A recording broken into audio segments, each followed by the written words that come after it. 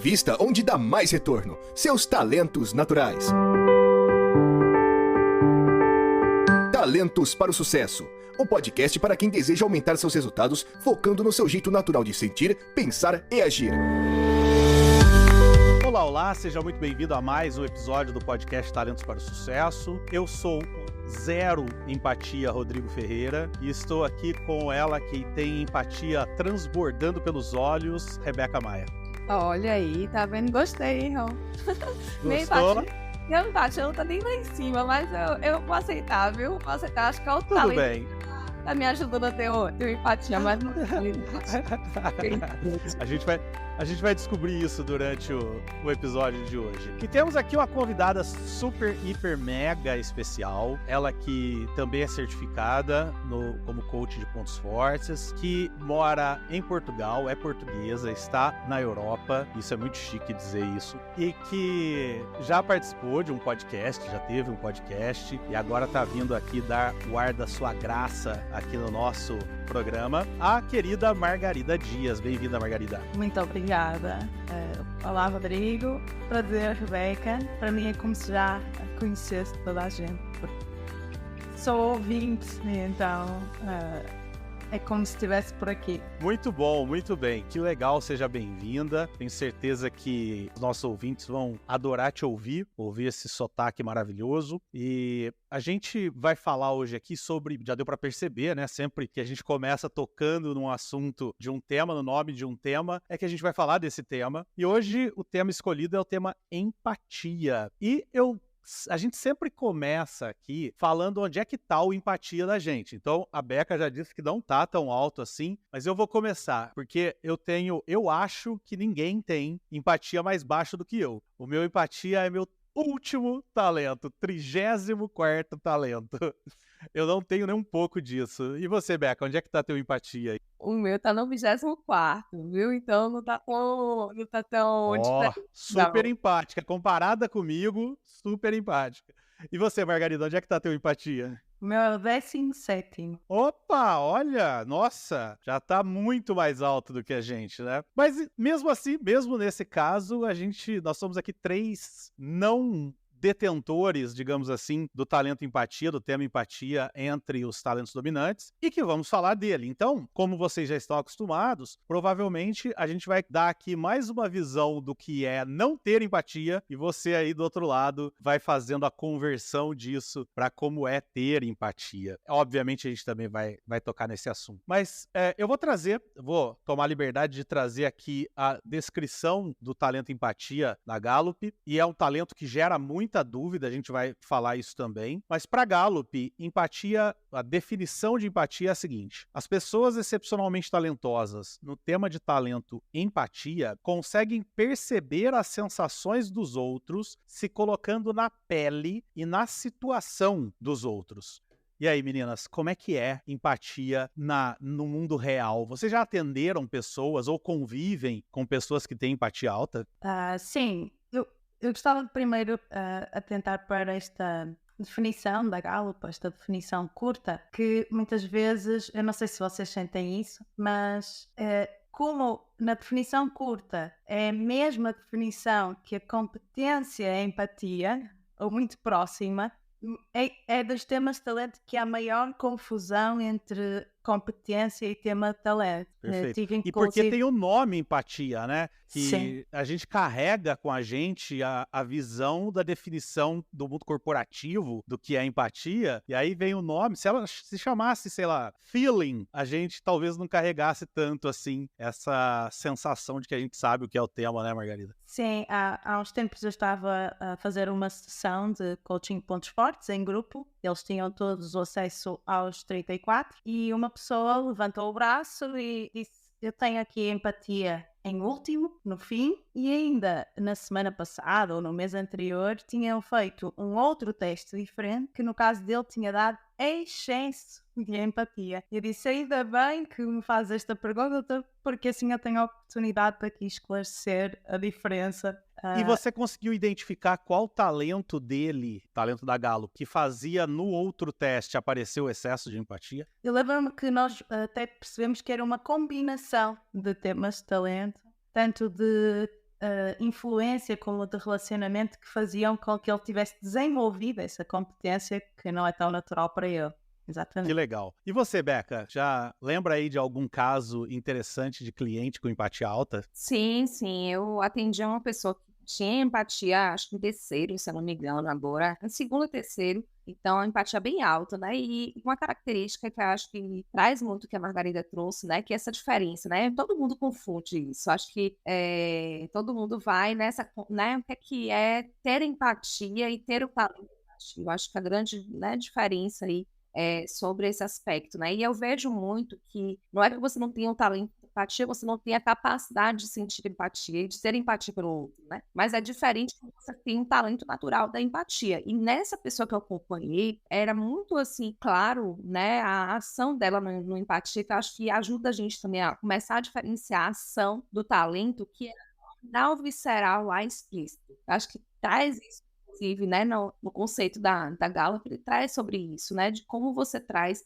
Tinha gente, ela era da área de psicanálise, né, então ela trazia muito sobre essa questão, tipo, tem pessoas que não sabem nem dizer o que está sentindo e eu consigo traduzir o que ela está sentindo. Então, isso é talento empatia, você conseguir perceber ali o outro, ouvir o outro, e você conseguir trazer em palavras o que ele está sentindo. Então, às vezes, a própria pessoa não sabe dizer, mas essa pessoa que tem um talento de empatia, ela vai conseguir captar e vai conseguir traduzir né, em nome, em sentimento, nomear ali o que a pessoa está sentindo. Então, isso me trouxe assim, uma clareza muito grande do talento na prática mesmo, do talento em ação, do empatia. E isso que você coloca, Beca, me faz pensar uma coisa interessante. Eu faço terapia, né, há muito tempo, e recentemente eu comecei a fazer terapia com um outro profissional, um outro psicólogo. E a gente estava trabalhando esse aspecto, essas questões de emoções e tal, e eu percebi, eu comentei isso com ele, que eu costumo dizer que eu sou analfabeto emocional. Eu não consigo definir o que eu tô sentindo. Então, eu brinquei dizendo assim pra ele, olha, eu acordo, eu sei que eu tô bem ou eu sei que eu tô mal. Agora, o porquê, eu não faço a mínima ideia. E aí ele virou pra mim e falou assim, tá bom, vamos fazer um teste agora. O que você tá sentindo agora? Falei, não sei dizer. Aí ele virou e falou, tá, então vamos tentar uma outra abordagem. Define pra mim, você já sentiu raiva alguma vez na sua vida? Falei, acho que não. Aí ele falou, defina a raiva pra mim. Falei, não sei.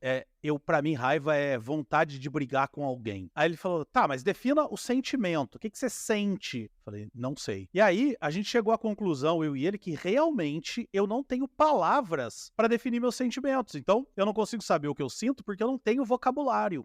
E aí, ele me passou uma tarefa, né? Ele me deu a tarefa de ler o Emocionário. Não sei se vocês conhecem o Emocionário. Sim, eu ia A minha falar esposa trabalha com crianças, né? Então ela tem. E aí a minha tarefa é essa: é estudar emoções, porque eu não sei. Eu não sei o que é a diferença de raiva e, sei lá, fome, vai. Pra mim é tudo a mesma coisa, né? E talvez isso, eu nunca tinha parado pra pensar nisso, Beca, tô pensando agora. Então, talvez isso tenha a ver com o fato de eu ter empatia em último. Emoções nunca foram nada muito importante pra mim, né? Conscientemente falando, né? Sim, sim. E isso é muito comum, viu, Rui? Isso é muito comum que você trouxe, até pela nossa tradição, né? De como a gente é criado. E assim, quando a gente lidar com pessoas, a gente começa a perceber isso, né? E aí é muito bacana que você trouxe essa questão do emocionário, porque realmente a gente precisa aprender sobre as emoções e nomear. Eu acho que é o primeiro processo, inclusive, no processo de agilidade emocional, que a gente fala tanto, inclusive no ambiente corporativo. A gente fala, a gente precisa desenvolver a inteligência emocional, a gente precisa desenvolver a agilidade emocional. E o primeiro ponto para desenvolver esse aspecto é a gente conhecer a nossa emoção e a gente nomear a emoção, né? E aí tem um livro bem bacana nesse sentido que eu vou indicar aqui, até se você quiser dar uma lida nele, vai te ajudar nesse processo também, que é se permitir sentir, né? Então, a permissão para sentir, na verdade, o nome do livro. Permissão para sentir. A permissão para sentir. Depois a gente pode botar até o link aqui, eu dei o link, a gente pode colocar, mas assim, é muito bacana, que ele traz justamente o que você trouxe, qual a diferença, né? O que é que eu tô sentindo? Às vezes a gente diz que é uma tristeza, mas na verdade quando a gente vai investigar, é raiva, né? Então é o que trouxe. E isso é da nossa, como eu falei aqui, é da nossa vivência, né? Desde lá da infância, porque às vezes nossos pais, com todo amor, né? E carinho que eles têm, e não quer ver a gente sentir, né? E sofrer, vamos dizer assim. Aí fala, ó, chore não, deixe disso. Você tá Não triste, foi nada, não foi né? nada. Não foi nada. E isso a gente vai bloqueando o nosso sentir, realmente. E a gente vai perdendo esse processo de realmente entender das emoções, nomear, saber a diferença em cada uma delas, né? Então, isso é bem interessante que você trouxe. Margarida, aí em Portugal é igual aqui no Brasil nesse sentido de homem não chora, engole o Sim. choro. A gente herdou de vocês isso. Não sei se seria só Portugal e Brasil, acho que é mais geral ainda do que isso. Mas sim, isso ainda se vê. Já se vê alguma corrente diferente, mas diria que a maioria ainda está nessa onda. Portanto, sim. Eu conheço um cara que, quer dizer, aqui no Brasil ele é muito conhecido, né, que é o Marcos Piangers, que é autor, tal. Ele escreveu um livro que chama O Poder do Eu Te Amo. E ele fala nesse livro o seguinte, que ele fala, né, ele conta que ele escreveu esse livro por perceber que algumas pessoas têm dificuldade de dizer eu te amo para um pai, para um irmão, para um filho ou qualquer coisa, né? E eu nunca tive essa dificuldade, é interessante isso, eu nunca tive essa dificuldade, apesar de ter esse lance todo que eu falei de emoções. Mas a minha irmã, por exemplo, um dia falou para mim, falou, você já percebeu que eu nunca disse que eu te amo, eu só respondi, né? Então é muito interessante isso, né? Não é só, a gente às vezes associa isso com o homem, né? Com machismo e tudo mais, e pode até ser também, mesmo no caso dela, mas a minha irmã, por exemplo, percebeu ali naquele momento que ela respondia quando eu dizia eu te amo, mas ela não tinha a iniciativa de me dizer eu te amo. Então, bom, todo esse preâmbulo, na verdade a gente não tá aqui pra falar de emoções, podemos fazer um episódio falando sobre emoções, quem quiser pede aí. Deu vontade. Já fica aí um tema interessante pra gente conversar, mas tudo isso para dizer o seguinte, que talvez a grande diferença, o que determina o talento empatia seja essa relação mais íntima com os aspectos emocionais, tanto em sentir isso no outro, né? Tanto em perceber isso no outro, quanto em sentir em si mesmo, né? Então, as pessoas às vezes falam, mas eu sou empático, né? E às vezes você é mesmo, mas será que você sente? Será que tem esse aspecto do sentimento, de sentir o que o outro está sentindo, né? Eu conto sempre uma história de quando eu me certifiquei lá na Gallup, quando a gente faz aquele coaching em dupla, né? Eu fiz com uma americana lá, e aí quando nós voltamos da sessão de coaching, o professor, o Jeremy, foi perguntando um por um, né? Como é que você se sentiu e tal, o que foi mais fácil, o que foi mais difícil, e eu fui o coach naquela sessão. E aí quando ele perguntou o que foi mais difícil, eu falei, olha, o mais difícil para mim foi me interessar pelo que o coach estava falando, porque eu não tô nem aí pro que os outros, eu não sou uma pessoa que se preocupa com o que os outros estão falando, né? Quando eu disse isso, e aí eu falei, porque empatia é meu último talento. Quando eu disse isso, a americana falou assim, então faz o seu teste de novo, porque eu nunca fui tão bem ouvida na minha vida. E aí o Jeremy virou para mim e falou, tá, Rodrigo, e qual talento teu você acha que te fez conseguir ser essa pessoa que ouviu tão bem a sua colega como ela nunca havia sido ouvida antes? E eu falei, não sei, não faço ideia. Aí ele falou, então pensa, depois você me responde. E aí eu fui refletir, fui pensar e eu concluí qual talento, qual tema de talento meu me faz ter essa postura que parece para quem está de fora algo empático, mas é o meu significância, né? O desejo de ser importante para outra pessoa me faz querer prestar atenção, tá atento, ouvir, mas eu não tô sentindo o que o outro tá sentindo, né? Então, alguém pode confundir isso com empatia, e talvez até seja a empatia no mundo real, digamos assim, mas não tem nada a ver com empatia no mundo da Gallup, né? Sim, pode ser uma empatia mais intelectual, não é? Que, Exato. às vezes até através de treino, porque a pessoa investiu nisso de alguma forma. Exato. E tem essa empatia porque parou realmente para pensar e para tentar pôr-se no lugar da outra pessoa. E tem essa competência, mas emocionalmente se calhar ali dentro não está a acontecer nada. É interessante que, assim, eu perguntei se vocês conhecem pessoas tal que têm empatia, e a minha esposa tem empatia em primeiro, né? Então, eu noto nitidamente a diferença do que é ter empatia como talento e do que é, eventualmente, demonstrar empatia. Por exemplo que eu sempre conto é quando o Brasil foi eliminado na última Copa, para a Croácia, a minha esposa ficou de cama, ficou mal, sendo que ela nem gosta de futebol, tá? Mas qual é? Aí eu fui perguntar, falei, mas por que você tá assim? E a resposta dela foi, pô, coitados desses meninos que ralaram tanto pra perder nos últimos 4 minutos. Então, quer dizer, doeu tanto nela que ela fisicamente ficou mal, teve que deitar. Enquanto eu, que sou apaixonado por futebol, que adoro futebol, desliguei a TV e falei, que se dane, daqui 4 anos tem outra, né? Então, acho que tem muito isso, assim, até de somatizar um pouco o sentimento, né? Sim, sim.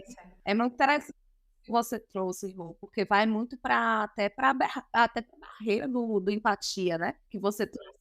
E é a questão de você se envolver, se sentir tanto que a outra pessoa sente, que até te dá um burnout ali, né? Emocional, assim, pelo outro. Então, realmente, é um esgotamento mesmo, te tira uma energia, né? Então, é um cuidado, inclusive, para quem tem empatia alto, principalmente aí, né, com sua esposa em primeiro, né? Qual o talento que ela pode utilizar, e aí, dando já uma dica aí, para quem tem empatia muito alto, também de você ter o processo de dizer assim, não, até aqui eu vou, mas o sentir também é do outro, porque senão você acaba levando muito, né, o sentimento do outro para o seu dia a dia e para você.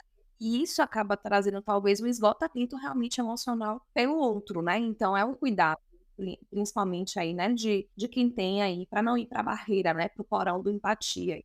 Isso é bem importante. E eu lendo aqui, né, até a comparação da Gallup, eu vejo uma coisa bem importante também, né, que é o ponto de decisão de quem tem empatia. Então, não sei se percebem isso no dia a dia, mas assim, eu lembrei muito dessa pessoa que eu acompanhei que tinha empatia em terceiro, que ela era exatamente isso. Ela disse, enquanto eu não sentir, eu não consigo decidir. Enquanto eu não sentir intuição, eu não consigo ir. Então, um projeto que não me anime em termos emocionais, não toque o meu coração, não consigo realmente decidir fazer. Eu sou movida pela motivação de sentir, né? Então, e até a comparação, né, que a própria Gallup traz em relação ao analítico e a empatia. Olha que interessante. O analítico, ele decide pelos dados, né? Pelo que ele tem ali palpável, pelos fatos. E já a empatia, ele vai decidir muito pela intuição, pelo sentir, pela motivação ali, pelo brilhar dos olhos, né? Que a gente costuma dizer. É importante a gente dizer até um sentido de motivação para fazer. Todo talento nosso, mesmo ele sendo de relacionamento, ele tem um ponto de execução, né? Então, bem interessante.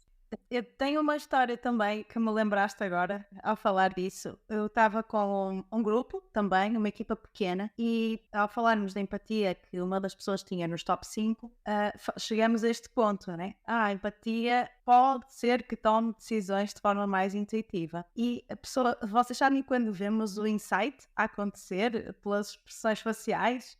Foi mesmo interessante porque ela comentou que uns anos antes tinha recebido esse feedback de uma colega que estava dentro da sala naquele momento, que tinha reparado, já prestaste atenção que tomas mais decisões com base na tua intuição do que com as informações que tem. E ela disse que quando ouviu isso, o primeiro momento ela não aceitou, porque isso não é tão bem visto. Não sei se vocês também sentem isso, né? Sim, total. Principalmente no trabalho, não é? Ela dizia, eu não, eu sou científica, por lógica.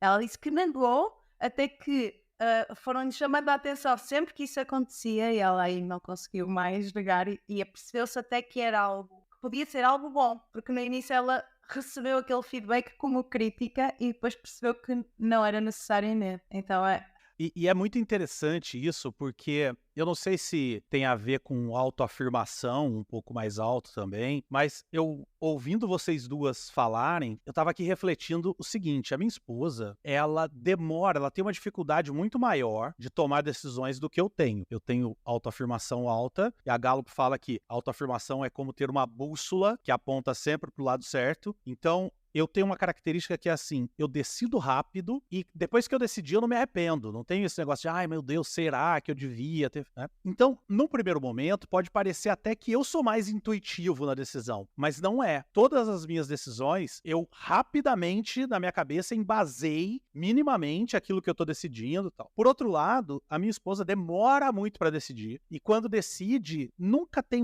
quase nunca tem uma certeza absoluta de que aquilo que ela decidiu era o certo. Então, às vezes, pode parecer que ela é mais racional, mas não. O que acontece é isso que a Becca falou. Ela demora para se conectar com uma das alternativas, então ela fica naquele negócio, ou ela se conecta com as duas, pode ser também, se conecta demais com as duas, né? Ou intuitivamente até já sabe, de forma intuitiva, mas é muito difícil explicar como é que ela explica. Também. E ela própria se explicar porque é que está aí por ali, não é? Perfeito. E Às vezes é uma até questão de treino. e às vezes até como você colocou, às vezes eu sei para onde eu tenho que ir, mas o mundo me disse que se eu não tiver uma explicação racional, eu tô errada, né? E Isso. aí eu fico naquele negócio. E eu sinto também que depois que ela escolheu, como ela tá conectada emocionalmente com as duas opções, ela escolheu intuitivamente, mas ainda fica aquele negócio, putz, mas e isso aqui, ó? E isso aqui, né? Por exemplo, a minha esposa é formada em serviço social. Então ela foi durante um tempo, assistente social. Aí, depois de um tempo, ela abandonou essa carreira e foi trabalhar com educação, com arte e educação para crianças, né? Só que é muito comum acontecer da gente estar conversando e ela fala, putz, mas eu queria voltar para atuar como assistente social, porque aí ela vê uma situação, alguma coisa, sei lá, uma reportagem num jornal, alguma coisa, e ela fala, putz, eu podia estar salvando o mundo aqui, né? Mas eu também estou salvando as crianças aqui. Então, essa dificuldade de desconectar de algo que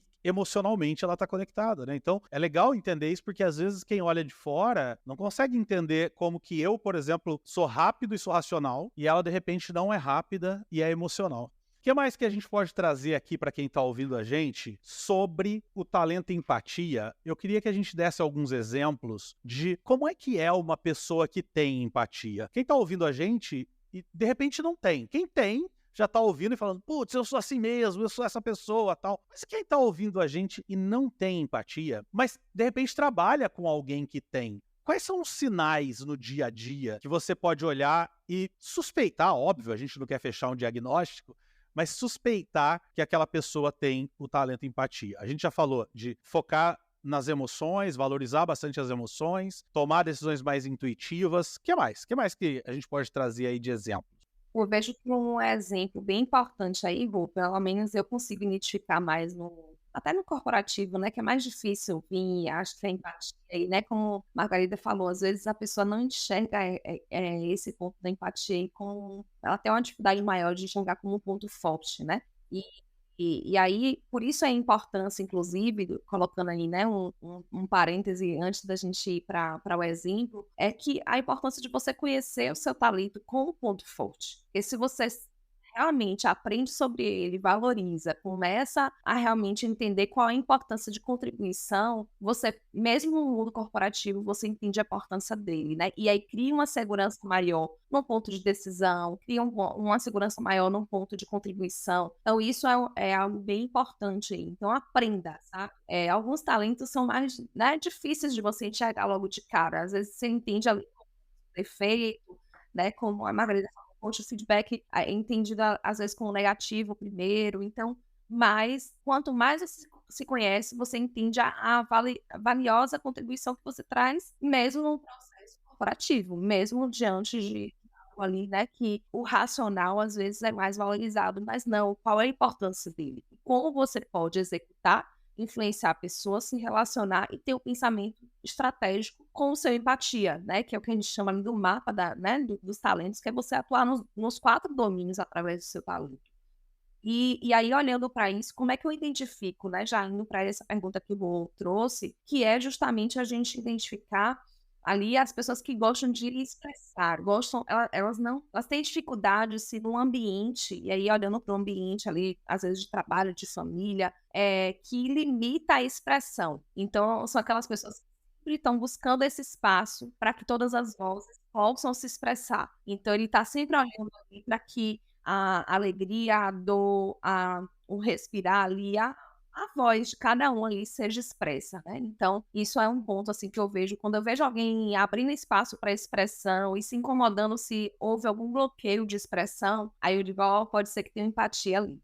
Eu trago, se calhar, exemplos mais de expressões. Uma que tu trouxeste da tua mulher, que é o coitados, ou coitado. Sempre que alguém vem reclamar daquele colega que é chato ou alguma coisa do género, aquela pessoa que vai dizer, mas coitado, ele vem de longe ou ele pode estar a passar um momento mais chato, é sempre alguém com empatia, para mim é assim quase sério. E também, normalmente é aquela pessoa que tem mais jeito para dar o feedback crítico de uma forma a ser bem recebida. Ótimo, E ótimo. E que muitas vezes as pessoas, quando têm esta consciência e já trabalham com pontos fortes, passa a ser quase um consultor antes de um feedback, principalmente para aqueles que não têm empatia alta ou que têm harmonia alta e têm dificuldade em passar essa parte, vão falar com quem tem empatia que pode ajudar nessa parte. Perfeito, excelente. E aí eu quero... Meu restauração não pode ficar quieto aqui em mim. Eu gosto de olhar para isso que você colocou, Margarida, por um outro viés também. E aí eu queria trazer um pouco de sombras, de porões, de riscos, de cuidados, de pontos cegos desse talento. E um deles, que eu já encontrei num coach meu, conectado com isso que você estava falando, é quando a pessoa tem uma empatia no porão e aí ela não consegue dar o feedback negativo para alguém, porque por medo de como essa pessoa vai se sentir a hora que eu disser para ela, por exemplo, que ela não tá indo bem, que ela não tá performando e tudo mais, né? Então, quer dizer, uma empatia na varanda, a pessoa sabe como falar para não machucar o outro. O empatia no porão, eventualmente, ele deixa de falar por medo de machucar o outro, né? Então, isso é um cuidado que a gente tem que ter. Engraçado. Já tinha visto exatamente isso acontecer, mas eu tinha associado à pessoa também ter harmonia. E agora lembraste-me de um outro caso engraçado, aliás, foram pelo menos 2 pessoas que tinham empatia e imparcialidade nos top 5. E o que é que acontecia? Ambas gostavam de regras e de as regras iguais para todos, mas ambas não conseguiam dizer não ou uma exceção à regra, um pedido.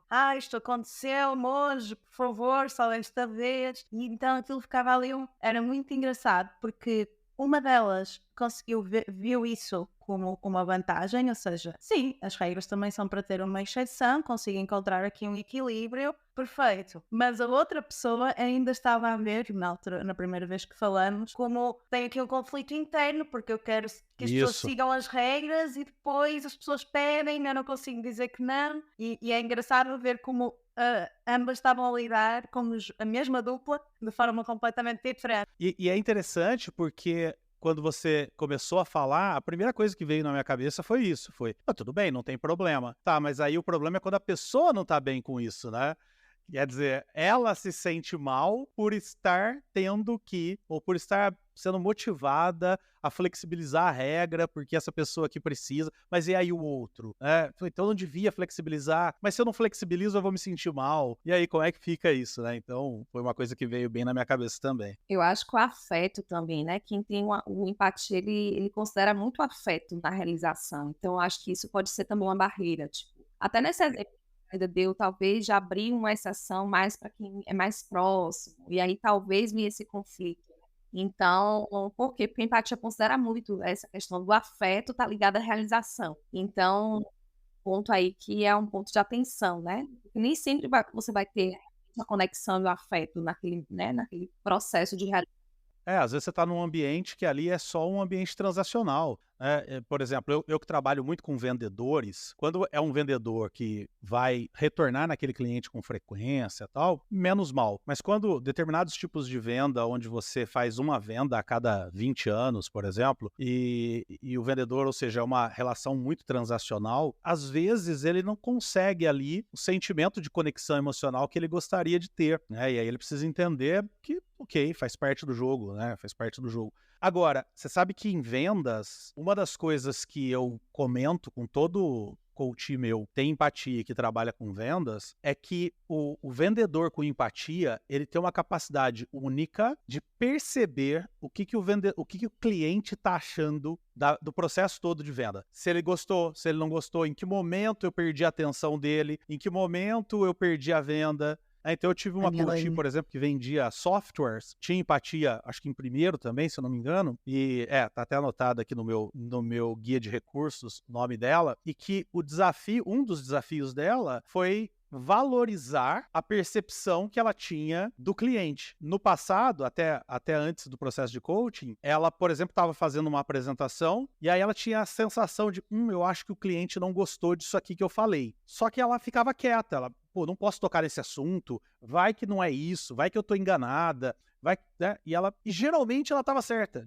Esse cliente não comprava, ou ele ia reclamar daquele ponto e tal. E uma das coisas que a gente trabalhou no processo de coaching foi, quando vier isso, quando vier essa sensação, checa. Olha, cliente, eu percebi que nesse momento me deu a impressão que você não gostou muito disso que eu toquei. É isso mesmo? Não é? Tem alguma coisa que você queira falar disso? E, cara, mudou o jeito dela vender em decorrência de passar a aceitar a empatia no processo de venda, não como a busca de uma conexão de longo prazo, ou qualquer coisa do tipo, e sim como uma ferramenta para sentir o que o cliente estava sentindo. Muito bacana, né, Rô? Porque quem tem empatia consegue entender as necessidades, né? Isso é bem interessante, né? Para o processo de venda, né? Ainda sobre esse processo, né? E voltando para a liderança, eu estou acompanhando um grupo, né, de líderes que a gente fez o processo, né, de assessment dos talentos, e aí um dos líderes tinha empatia, e aí a grande dificuldade de barreira que ele tinha, foi bem interessante isso, porque era ligado à tomada de decisão, ao que os outros achavam da tomada de decisão dele. Ele conseguia tomar a decisão, porém ele sofria muito com a opinião que a equipe dele estava tendo após ele tomar a decisão, e era muito ligado à empatia, e eu achei muito interessante essa barreira vir à tona, né, no processo de liderança dele, porque ele tinha outros talentos que faziam ele decidir, então ele não paralisava na decisão e tomava a decisão, só que depois, o pós-decisão era muito sofrido para ele, porque ele se importava com o que cada pessoa da equipe dele estava sentindo de acordo com aquela decisão. Então mexia muito, era muito exaustivo esse processo para ele. Então eu achei bem interessante, assim, né? Lembrei agora quando a gente trouxe esse aí da barreira. Vocês estavam dizendo uma forma, né? Eu perguntei ali atrás uma forma de perceber se o teu colega tem empatia, e cada uma citou uma. Eu quero trazer uma também que tá aqui no nosso cartão de insight aí do Clifton Strengths, onde diz: eu preciso de liberdade para rir, gritar, respirar. Então, por exemplo, de novo, vou olhar para minha esposa. A minha esposa no ambiente de trabalho é aquela pessoa que faz isso aqui. Se ela tiver que rir, ela vai rir. Se ela tiver que gritar, ela vai gritar. Se ela tiver que chorar, ela vai chorar. Então, é muito, muito claro o que ela tá sentindo, porque ela expressa. E se ela estiver num ambiente onde ela não pode expressar, ela já esteve em alguns trabalhos do passado, isso é muito dolorido para ela ter que segurar uma emoção, não poder demonstrar uma emoção que ela tá sentindo por algum motivo externo, alguma limitação externa. Então, se você tem aí uma pessoa que se encaixa, um colega seu que se encaixa em tudo isso que a gente falou até agora, e ainda assim é uma pessoa que demonstra as emoções, que precisa desse espaço para se expressar, pode ser um indício aí que de repente essa pessoa tem o talento empatia, né? A gente tem uma coisa que eu quero trazer do empatia, que é o seguinte: Beca, quando você trabalhava com enfermeiras, trabalhava em hospital, como é que você enxergava o empatia nesse público? Pelo seguinte, a gente sempre diz, que a Gallup diz, que não existe conexão entre temas de talento e profissões. Porém, o único que a Gallup diz que percebeu alguma conexão, ainda que é incipiente, ainda está sendo pesquisado, é empatia e enfermagem.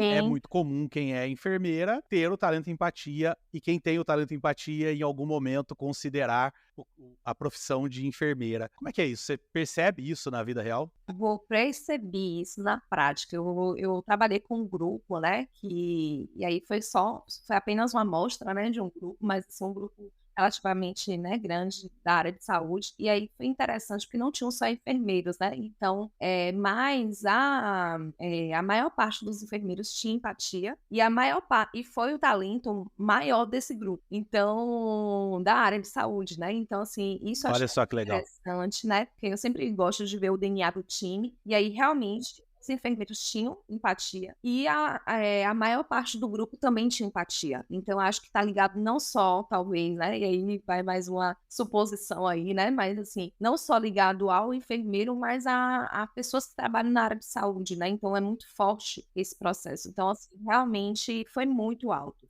Disparou na frente de todos os outros talentos, né? Então, realmente foi algo, assim, que chamou a atenção. E o próprio ritmo do grupo era outro, sabe? Então, questão assim do sentir era trazida à tona, essa parte mais intuitiva, essa parte muito do olhar, né, não só da empatia, mas da compaixão, do como eu posso agir ali diante do que eu estou sentindo, do que o outro está sentindo. Então, foi muito, muito interessante, assim, trabalhar com esse grupo. E aí foi uma experiência também bem interessante, porque eu tinha trabalhado com um grupo anterior que era relacionado à ação, né, que é um processo mais voltado para a qualidade, para normas. E o perfil era outro, que era mais Completamente diferente.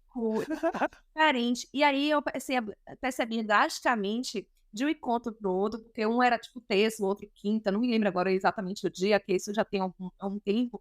E aí eu percebi drasticamente a mudança no grupo, sabe? E era o mesmo conteúdo praticamente. Claro que a gente né, personaliza o conteúdo, mas assim, mudava muito, sabe? De um grupo pro outro, justamente por ele ter mais empatia ali. E aí eu também suponho que, por isso que eu também nunca me identifiquei com a enfermagem, talvez tenha sido isso que eu ouvi. Boa. Não é também uma suposição minha não é à toa que hoje realmente tanto que o pessoal pergunta, Rebeca, você é formada em quê? Eu falei, às vezes eu até esqueço, realmente, né? Porque hoje eu trabalho totalmente voltado para o desenvolvimento de pessoas, né? E realmente a enfermagem, toda a minha trajetória eu considero muito importante, a enfermagem faz parte dela, mas eu realmente nunca me identifiquei com a enfermagem em si, né? Claro. Não era o teu melhor. Se você estivesse lá, não ia ser a melhor Beca, Isso, né? exatamente. Eu fazia, enquanto eu estava fazendo, eu fazia bem, mas eu não me identificava, então é muito interessante isso. Para mim foi muito interessante bem saber disto. Eu não fazia a menor ideia que havia esta pequena correlação entre enfermagem e empatia. Que eu tenho muitas irmãs, 3 delas estão na área da saúde, as 3 têm empatia. Olha só. 2 são enfermeiras, isso, exatamente, e elas têm as 2 empatia. E que legal. Foi mesmo engraçado. Que interessante. Bateu certinho. Aproveitando essa colocação, Margarida, eu quero te fazer 2 afirmações. E eu queria que você me dissesse como é que você percebe isso nos teus clientes, nas pessoas com quem você trabalha, e o quanto isso é importante para quem está ouvindo a gente. A primeira afirmação é: quem tem empatia sabe o que o outro está sentindo, mas não necessariamente tem que concordar com o que o outro pensa, com o que o outro sente, com as escolhas que o outro faz. Essa é a primeira afirmação. E a segunda afirmação é: às vezes quem tem empatia sente o que os outros sentem e aí acha que o outro também sente o que ela sente. E, de repente, aí é um consultório individual para mim aqui, porque olha só, minha esposa empatia em primeiro, eu empatia em último, né? Ela sente tudo o que eu tô sentindo e eu não sinto nada do que ela tá sentindo, né? E aí isso pode incomodá-la de alguma forma. Como é que você vê isso, Margarida? Eu acho que até vou aproveitar e trazer também um outro exemplo que acho que explica bem esta dinâmica. Que foi também em grupo fazer uma dinâmica em que cada um partilhava aquela parte de podes contar comigo para esse exercício. E alguém que não tinha empatia alto escreveu mesmo e falou mesmo alto algo do género: eu prefiro quando separam a vossa vida pessoal da vida profissional, eu prefiro quando são objetivos naquilo que me estão a tentar dizer e não em rodeios. E a seguir falou a pessoa que tinha empatia alta e disse: eu detesto quando tentam separar, quando eu sou uma e a mesma pessoa onde quer que eu esteja.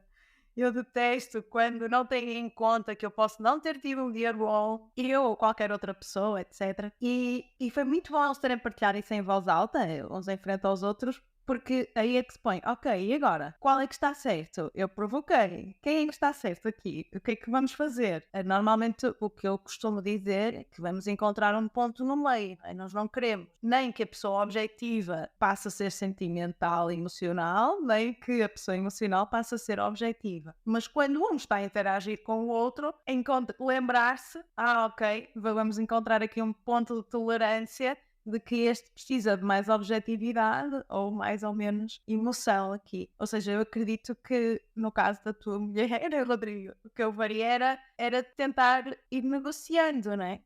Isso acontece também com o ter relacionamento alto. Eu não gosto de misturar grupos, enquanto que com quem eu adoro misturar grupos, mas eu não vou impedi-lo. Então o que nós fazemos é um negócio, né? Desta vez sim, daquela vez não, desta vez vai para este lado. Maravilhoso. E eu digo pra ela sempre o seguinte, eu falo, olha, me conta o que você tá sentindo, porque eu não sou bom em sentir, eu não tenho essa peça. Então, quando você não estiver legal, me conta. Quando eu falar alguma coisa, porque isso é comum, né? Como eu tenho a delicadeza de um elefante, às vezes eu falo uma coisa que machuca ela, deixa ela mal. No passado, talvez ela fosse guardar isso e ir remoendo aquilo e ficando mal. E hoje não. Hoje ela fala, ó, putz, isso aqui não foi legal, isso aqui não me fez bem, tal, de alguma forma. E aí eu vou aprendendo com isso, né? A gente tá junto há 26 anos, então a gente foi aprendendo muito no meio do caminho. Agora, às vezes, e detalhe, a gente dorme junto. No trabalho, você não dorme junto com a pessoa que tá do teu lado e não necessariamente você vai estar 26 anos junto com ela. Então, é muito mais difícil mesmo você sentir o que o outro tá sentindo, sabe? Então, fala, conta, pede. Eu costumo dizer que uma das coisas que eu mudei quando eu aprendi, entendi, comecei a trabalhar com essa metodologia, é que eu comecei a pedir o que eu preciso. Então, eu preciso de palmas. Então, quando termina um treinamento, eu falo, pô, batam palmas pra mim, por favor, né? Eu peço o que eu quero. Então, se você tem empatia e precisa que alguém sinta o que você tá sentindo, conta pra ele, olha, eu preciso que você sinta, que você saiba o que eu tô sentindo, e o que eu tô sentindo é isso, isso, isso, isso, isso. E aí, dependendo de como o outro for, se for como eu sou, que tenho empatia em último, às vezes você vai ter inclusive que explicar o que você tá sentindo. Não vai adiantar você falar, eu tô me sentindo, sei lá, qualquer coisa, tá? Mas o que é isso? Como é que é isso? Onde é que dói, né? Eu costumo dizer que o meu restauração quer resolver o problema. Então a pessoa vira pra mim e fala assim, eu não tô bem. Tá bom, mas onde que você não tá bem? Onde é que eu tenho que te levar? É no médico? É no psicólogo? O que eu faço? E às vezes a pessoa só quer ficar quieta, só quer ficar no canto. Então, nós estamos ainda, né, obviamente, aprendendo o tempo todo como é que a gente consegue se comunicar de modo que eu costumo brincar, meninas, dizendo que talentos são idiomas diferentes. Então, a minha esposa fala um idioma, eu falo outro. A gente tem que conseguir entender como é que se comunica com esses idiomas diferentes e não é simples, nem sempre é simples. Às vezes, a gente está aqui, por exemplo, ouvindo a Margarida falar um idioma que é igual ao nosso, mas eventualmente ela vai dizer alguma coisa que eu não vou saber o que significa. E aí eu vou ter que parar e falar, tá, mas o que é isso? O que significa essa palavra? Senão, eu posso achar que ela me xingou, né? E não é. E aí eu vou criando um monstro na minha cabeça e daqui a pouco a gente briga porque eu fiquei criando uma coisa que não é verdade, né? Então, eu acho que a gente precisa se comunicar mais para conseguir entender os idiomas que cada um fala, né? Sim, sem dúvida, esta metodologia eu acho que ajuda muito a termos essa linguagem, né? Ajuda-nos a expressar melhor o porquê que aquilo é tão importante para nós. Né? Às vezes basta dizer, eu tenho isto em primeiro, né? A outra pessoa, ok, ajuda, porque entendi agora. Isso é tão importante para ti quanto o meu primeiro é importante para mim. Então, ok, sendo assim... Né? Eu acho que facilita isso, mas eu estou contigo na parte de comunicar, de partilhar. Acho que qualquer, seja, não é só quem tem empatia, mas com muitos dos temas de talento, não só porque achamos que as outras pessoas estão a ver o mesmo que nós, né? Que estão a sentir a mesma coisa, que estão a ver a mesma coisa, então ficamos em silêncio porque assumimos que já tiveram essa ideia e já puseram em cima da mesa, né? Então isso é uma das coisas que eu digo mais, o que passar pela cabeça é para partilhar, porque há aí uma lente que é única e se já tiver sido falado, tudo bem também, não se perde assim tanto tempo, não é? Exato, né? Repetir é melhor do que não dizer e causar um problema por conta disso, né? Pra gente encerrar, eu quero trazer, porque eu fiz isso no episódio passado de desenvolvimento e teve tantas pessoas que gostaram, então eu vou fazer isso de novo. Vou trazer uma frase que represente o talento, que representa o talento empatia, segundo a Gallup. E para esse talento, a Gallup traz uma frase do poeta Alexander Pope, né, que ele diz o seguinte: ensina-me a sentir a dor do outro, a esconder a culpa que vejo, a misericórdia que tenho com os outros é a misericórdia que tenho para comigo. Né? Ou seja, essa é a visão do empatia. O que eu vejo no outro, eu vejo em mim. O que eu escondo no outro, eu escondo em mim. O que eu relevo no outro, eu relevo em mim. É muito uma conexão, né? E também tem uma coisa que eu preciso trazer aqui, uma coisa que eu tenho falado muito quando falamos de empatia, mas não do talento empatia, da ação, da atitude empatia, e que eu acho que um dia eu posso desenvolver isso melhor, mas eu acho que ajuda um pouco as pessoas a entenderem por que empatia da Gallup é diferente de empatia do mundo real, né? Eu costumo dizer que o que a gente chama de empatia no mundo real, na verdade, deveria se chamar alteridade. Quem está ouvindo aí, pesquisa aí o que é alteridade. E alteridade é o seguinte, eu, por exemplo, Rodrigo, nunca vou saber como é se sentir grávida. Então eu não posso ter empatia com a Rebeca, que acabou de passar por esse processo há pouco tempo, mas eu posso ter alteridade. E alteridade é eu entender racionalmente que eu nunca vou passar por isso, e aí eu me abrir para ouvir das pessoas o que é passar por isso. Isso é alteridade. Então é algo muito mais racional, né? Empatia, na vida real mesmo, e na Gallup, tem a ver com algo que é sentir, é algo de sentimento. Então, a Margarida pode ter empatia com a Rebeca no que é ser mulher, por exemplo. Eu não posso. Eu posso ter alteridade, né? Então, eu não estou dizendo que quem está nos ouvindo tem que mudar o jeito de dizer as palavras, não é isso não. Mas o que eu estou dizendo é, na medida em que você entende isso, vocês vão entender que empatia é esse sentimento, é esse negócio mais interno, mais coração, né? E o que a gente chama de empatia no mundo real é algo mais racional. Eu, por exemplo, tenho esse racional, eu não tenho o emocional. Eu não sinto o que as pessoas estão sentindo. Mas justamente por não sentir, eu pergunto, tá bom, e como é que você está se sentindo? Me conta como é que é. E cada vez que eu lembro de fazer isso, eu tenho resultados melhores. Seja no que for, na minha vida como pai, como esposo, como no trabalho. E geralmente os problemas que eu tenho acontecem quando eu esqueço de fazer essa pergunta. Porque aí eu não sinto e eu acabo atropelando. E isso aconteceu recentemente, por exemplo, comigo. Eu acabo atropelando o que as pessoas estão sentindo, né? Muito bem, meninas, excelente episódio. Que Muito maravilha. Só para terminar, eu quero trazer algumas mensagens aqui. A primeira é que esse episódio foi não só, mas especialmente oferecido para Juliana P. Eu não sei o que é o P do nome dela, mas Juliana P. lá no Spotify, que pediu lá no Spotify para a gente falar sobre esse talento empatia. Então, Juliana, tá aí para você o talento explicado e espero que você tenha gostado.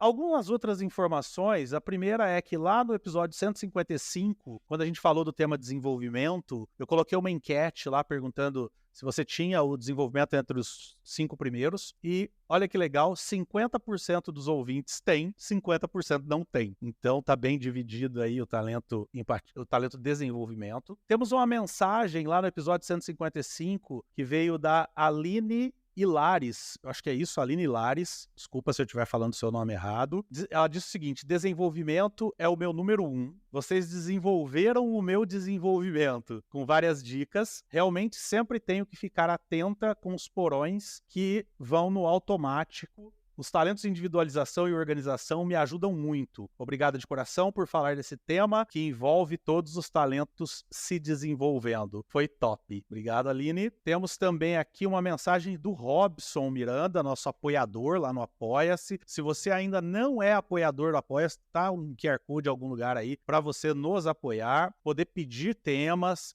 entre outras coisas. E no episódio 155 também, o Robson mandou: parabéns, excelente episódio, gostei muito da frase relacionada ao talento, gostaria de ver mais dessas frases. Hoje teve aqui então uma frase. Lá também, essa aqui já foi da Aline, deixa eu ver. Lá no episódio 153, talentos na prospecção de serviços, tem uma mensagem do Vinícius, o Vini C. Show de bola, pessoal, episódio bem interessante. Queria pedir um episódio sobre o tema de desenvolvimento. A gente já fez, então tá aí, ficou essa mensagem para trás, Vini, mas a gente já gravou lá para você. No episódio 152, o Thiago Medeiros. Esse episódio me ajudou bastante. Um excelente resumo dos talentos de execução, que são 4 dos meus 5 primeiros. O episódio 152 foi aquele que a gente falou sobre o domínio de execução. A gente ainda vai fazer um episódio sobre os outros 3 domínios. Aguardem aí que logo sai o episódio.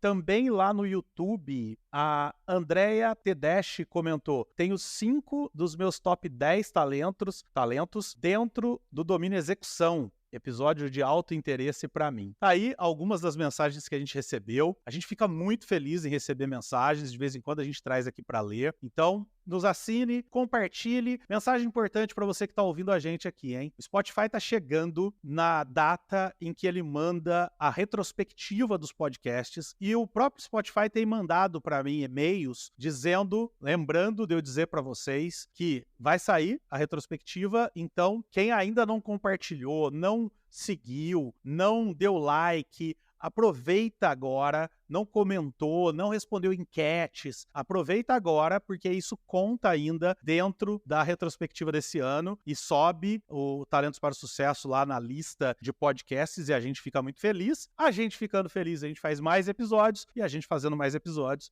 vocês ficam mais felizes. E só como um último lembrete, apoia.se/TPS, nos apoie, que é bastante importante para que o programa continue existindo. Meninas, muito obrigado. Margarida, obrigado pela tua presença diretamente de Portugal. E Beca, muito obrigado. Mais um desafio aí, viu? Mais um desafio. Teve essa semana aí alguém que marcou a gente no metrô ouvindo, então eu queria que mais gente marcasse. Foi o Robson. Foi o Robson. Boa. Então, o Robson está na Europa e marcou a gente enquanto ia de um país para outro da Europa. Marcou a gente lá numa foto dele ouvindo um episódio, aproveitando o metrô, o trem, não sei, para ouvir o Talentos para o Sucesso. Se você nos ouviu na academia, algum lugar, tira uma foto, marca a gente, que a gente compartilha lá no nosso Instagram. Muito bem lembrado, Beca. Então, para você que ficou aqui com a gente até agora, um beijo. Esteja com a gente de novo na semana que vem para mais um episódio desse podcast que sente tudo o que você está sentindo. Beijo pra vocês. Tchau, tchau. Tchau, tchau. Obrigada. Obrigado por ter ouvido o podcast Talentos para o Sucesso. Acesse nossos sites talentosparosucesso.com.br para mais informações sobre como assinar gratuitamente esse programa em seu aplicativo de podcasts favorito e não perder nenhum episódio. Precisando de coaching ou treinamentos, entre em contato, diga que é ouvinte do podcast e receba um belo desconto. Quer ter ainda mais sucesso? Crie parcerias, compartilhe esse podcast com seus contatos e vamos juntos melhorar o mundo.